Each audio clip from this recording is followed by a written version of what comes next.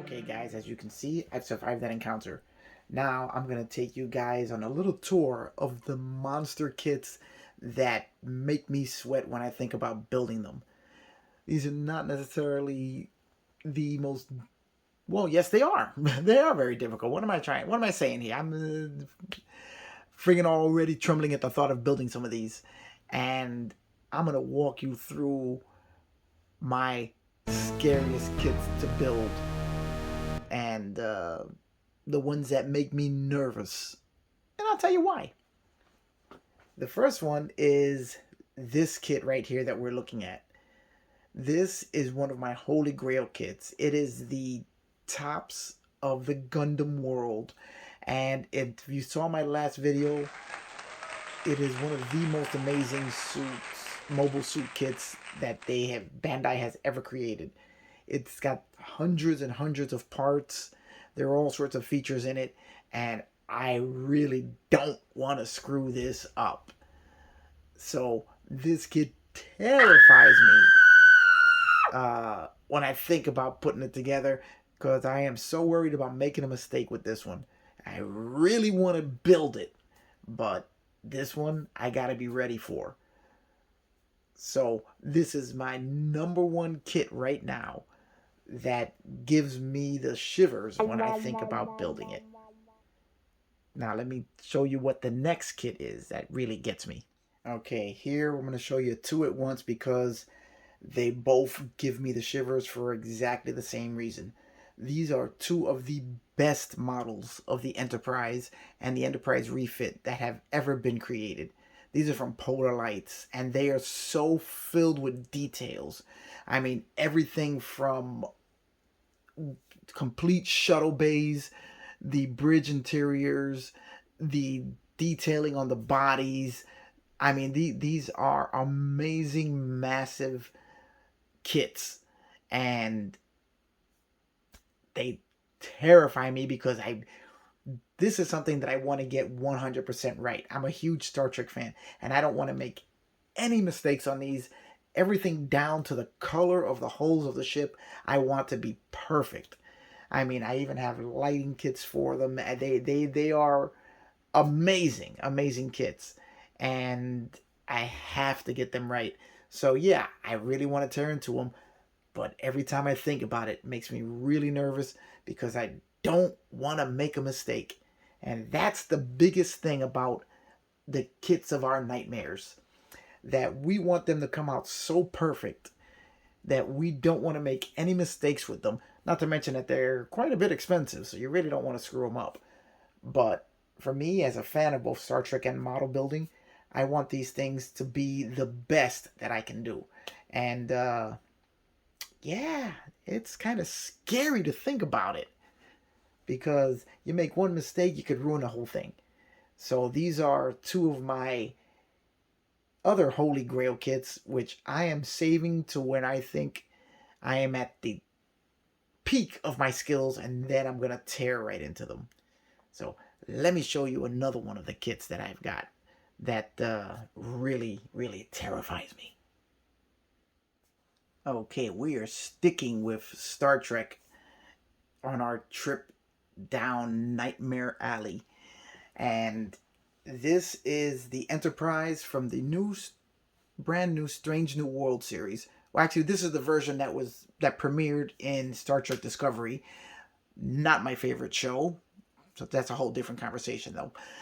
And the model is really cool. It's a much smaller than the other ones at 1/1000 scale, I think it is. But the little box you see next to it is a full lighting kit for this ship, including the warp nacelle lights, all the lights on the hull, the windows, everything lights up.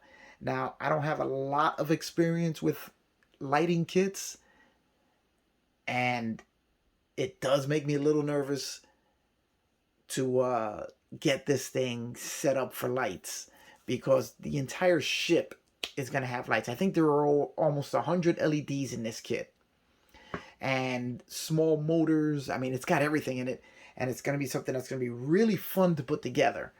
But yeah, it makes me a little bit nervous. I mean, I don't want to wire something wrong and end up burning out the LEDs.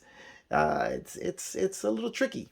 I mean, because I don't have that much experience with that. So yeah, it's a little nerve wracking to think about putting this together. I also have the Aztec decal set right here for this kit. So this is going to be a triple threat, this kit, which is applying all the Aztec decals, the lighting, and building the kit itself. So yeah, this one's a little nerve-wracking because this is going to be a pretty big project once I start putting it all together. So that's the reason that this one, not necessarily because it's a really scary kit to build, because these Starship kits, other than those really large scale ones I showed just before this, are really not that difficult to put together. But with all the detail work that I want to put into it, plus the lighting and the decals, yeah, it makes you a little nervous. So that's the reason this one is a little tricky. Not necessarily because of the difficulty of the kit itself, but because of everything else I want to do with it. So a little nerve-wracking. All right, we're going to keep going with our trip down the Nightmare Alley. Okay, now this one is another one of the kits that makes me a little bit nervous. Not quite to the level of those Star Trek kits, but a little nervous to get it just right because I'm a huge fan of the Gatchaman animated series, known here as Battle of the Planets. Even though the version that was shown here was really not as good as the original series was. And this is the original God Phoenix ship that the characters rode in. This model is really cool. It has all sorts of details, including all of the individual vehicles for all of the main characters, which is what's going to be really cool to build in detail.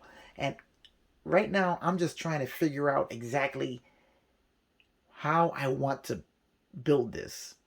I mean, it's a multicolored plastic kit which has everything molded in the colors it's supposed to be.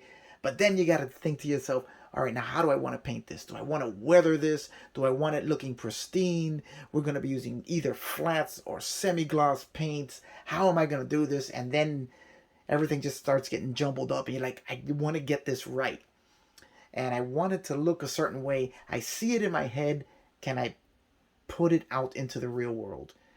So this one does make me a little bit nervous. Not quite to the level of the other ones, but it does make me a little bit nervous about whether I can get it to where I see it, where the vision in my head can come out and become reality. So this is another one of the kits. So we're going to keep going and keep looking him because this trip down Nightmare Alley is interesting. Okay, our next model of my darkest dreams is this titanium finish Gundam RX-78/2. This is pretty much the same Gundam as the large kit that I showed earlier, but this one has a titanium finish, which means it's got a very slick gloss coating over the plastic. And it's amazing when it's put together. This thing really looks great. The scary part is you still have to cut them off the runners. So you're going to have the nubs, and it's just scary to think of damaging that finish on the plastic by cutting the pieces off. And will you be able, I mean, it just becomes a little nerve-wracking thinking that the nubs, once you cut it, are going to show and it's going to ruin the entire look of the kit. I haven't opened this one up yet because I have been so nervous about ruining the finish that I haven't gone near it. But I think I am going to break the seal on this thing and take that plunge sometime soon because I want to start doing more of the Gundam on the channel, and this looks like it's going to be a really fun one to start with.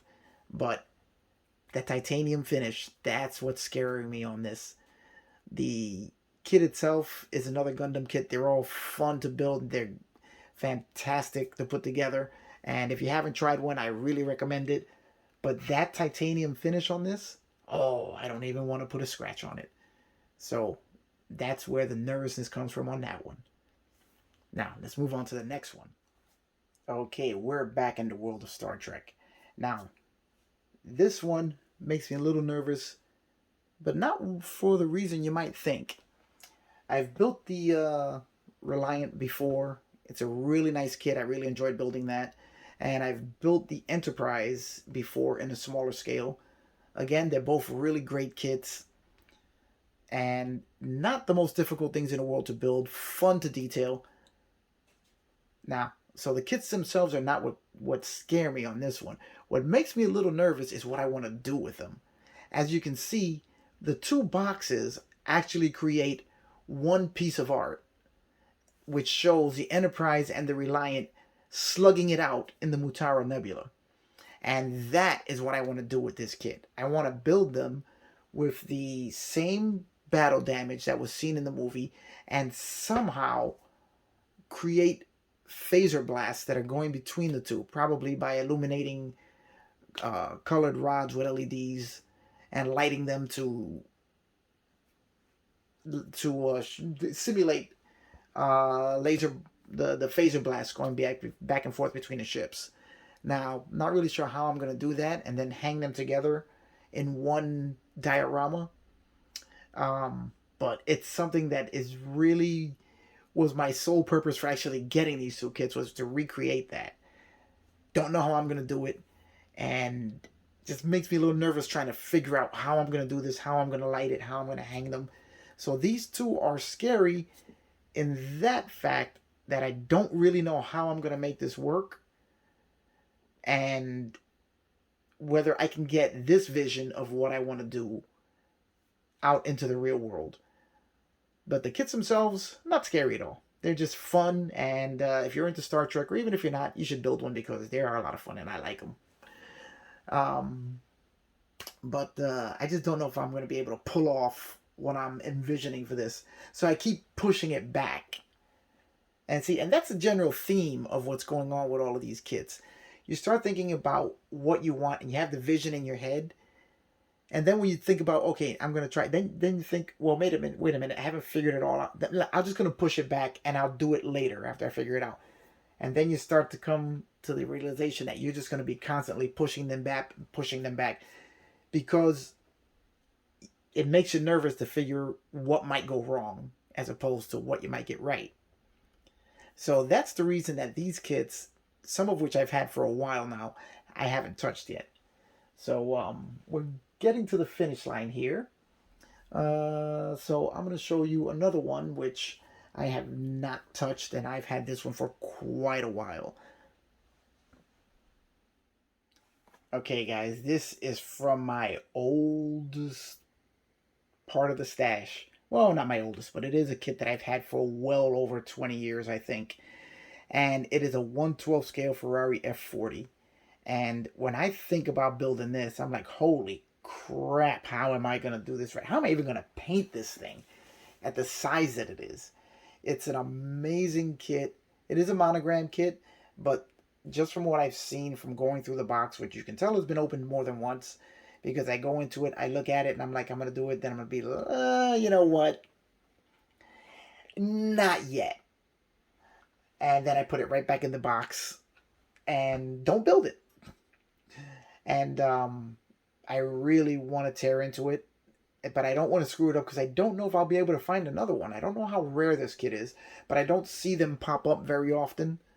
So my biggest fear is that I'm going to do something on this kit that's going to screw it up. It's not going to come out the way I want, and I'm not going to be able to get another one to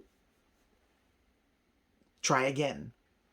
I mean, let me just give you a quick look, because this one is one of my favorite kits because of how big it is. You know, I've had this stored away for years. Let me just show you the body on this thing.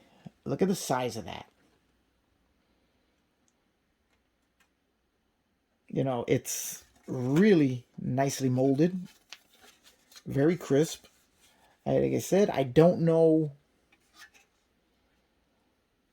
how available this kit is. I don't know whether... Let's take a look at some of the other parts. Whoops. I mean, there's the interior. Look at that size of that interior tube. And these tail lights. I mean, this thing is huge. So I'm not really sure how easy this kit would be to replace if I did screw it up. So it's one of the reasons I haven't delved into it yet. But when I bought this kit, my skills weren't at the level that they are now. Not that I'm the greatest builder in the world, but I'm much better than I was when I purchased this kit. So I do think that I am ready to dive into this one. So you guys may be seeing it on the channel at some point in the near future. But I have been afraid of this kit for so long, precisely because of how big it is and how I don't know if I can get another one. Okay, guys, now that we've delved into the car world, I'm going to show you two of the other kits that I have shied away from. These kits are by Fujimi. They're 1/12 scale. The Ferrari, no, 1/16 scale, sorry, not 1/12. It's a little bit smaller than the F40. The Ferrari Testarossa and the Lamborghini Countach, which are both amazing kits. Weird thing about them is that they're battery operated, which I felt was kind of odd, but hey, you know, they're still really nicely detailed. I mean, they have a ton of parts in them. They're really interesting kits. And the reason I've shied away from them is because I bought these kits again well over 20 or 30 years ago, where I thought that I could handle kits like this, and I started the Lamborghini and I was not happy with the results. I'm going to show you guys a little bit of a mess that I made of it. And I put it in the box and I'm like, you know what? I'm not ready for these at this point. I'm not good enough to build these yet. So I put them away. Now, I think now that I am ready for these kits, I'm still a little nervous about damaging them because, again, they're not the easiest things in the world to replace. And that white Testarossa happens to be one of my favorite cars of all time. I'm a huge Miami Vice fan too.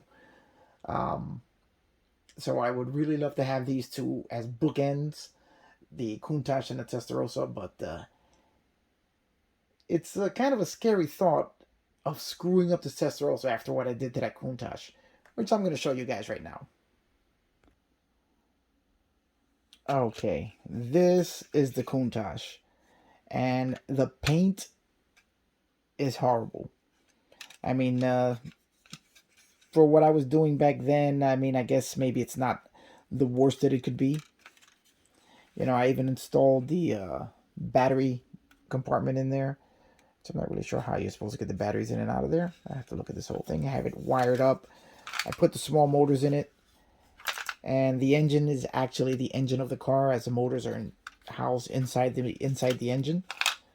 The interior does not look great, as my painting skills really didn't exist back then. You know, but I was a new modeler back then, and I just bit off a little more than I could chew on this one. Not to mention the fact that I made the car black, which I am not really happy about. So what I'm going to do is try and take this thing apart, strip it down. Here's an early attempt at wiring the spark plugs, which came with the kit. And I'm going to try and take this whole thing apart, and we're going to see if we can resurrect this kit. And based on how well this goes, I'm going to tackle that Testarossa.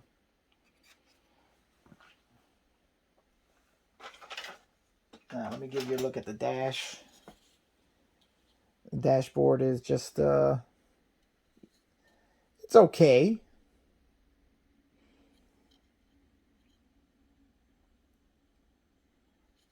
But could be so much better. So we're going to work on that and try and restore this kit and bring it back to what it could be.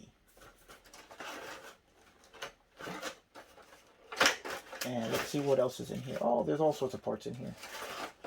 So everything is there, and the kit can be resurrected if I can clean it up repaint the body.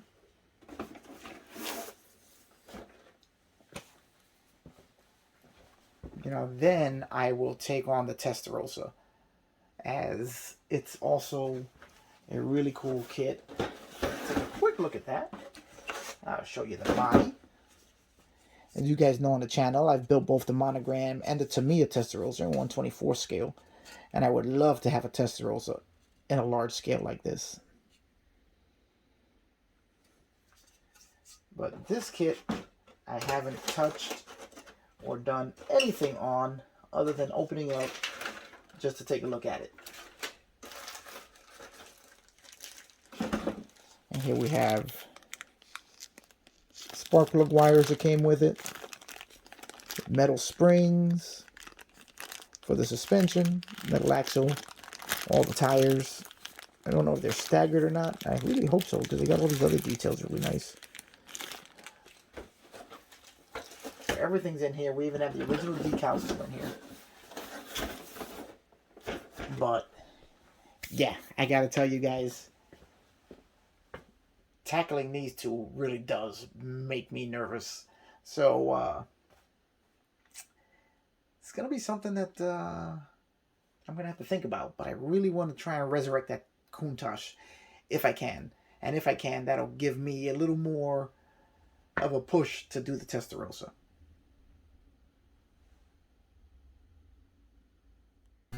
So you see, guys, those kits are the ones that make me nervous. I have a ton here that don't make me nervous, that I really want to tear into, that just look like they're going to be a ton of fun to build in my stash here. Let's take a look at the other side here. As you can see, just a ton of kits that I really want to just start getting into. And the more I do, here's more here, more there. This is the stash is really growing. So the more I build, the closer I get to all of my Nightmare kits. So there we go, guys. There's my pile of Nightmares right there. Of all the kits I have, these are the ones that make me the most nervous about putting together. So my question to you guys is, what kits make you guys nervous? You know, which ones do you shy away from because you don't know if they'll come out just right? If you have a vision in your head and you're not going to be happy until you get it exactly where you want it, and you don't know if you can. That's my community question right there. So let me hear from you guys. Do you guys have Nightmare kits? Do you have kits that make you nervous, that give you the sweats when you think about building them? Let me see some videos out there. Let me see what you guys have that give you this same reaction. So I'll be waiting for some responses. This should be a really interesting thing to see if we get some responses. So I guess I will see you guys on the next one. And don't forget to like, subscribe, give a thumbs up. It really helps with the channel and really helps to spread the word. And just stick around, because maybe I will start tackling some of my Nightmare kits, and you'll get to see if they're real nightmares or if it was all just in my head. Okay, guys, I'll see you on the next one.